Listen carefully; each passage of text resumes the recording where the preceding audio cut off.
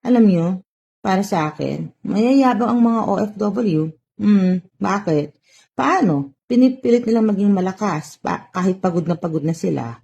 Pinipilit nilang maging mukhang masaya kahit ang lungkot-lungkot at nasasaktan na sila. Pinipilit nilang gawan ng paraan kahit said na. Pinipilit nilang maging maganda, gwapo, maayos, kahit pagod na sila. Please naman, unahin niyo naman ang sarili ninyo. Alam ko wala sa bokabularyo ninyo ang salitang hindi, no, tama, stop. Pero maiintindihan naman kayo ng mga kamag-anak ninyo at pamilya ninyo kung talagang mahal nila kayo. Prioritize yourself. You cannot pour from an empty cup.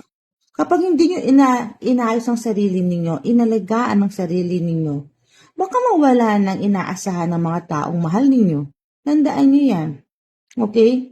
Please, alagaan nyo ang sarili ninyo. Okay?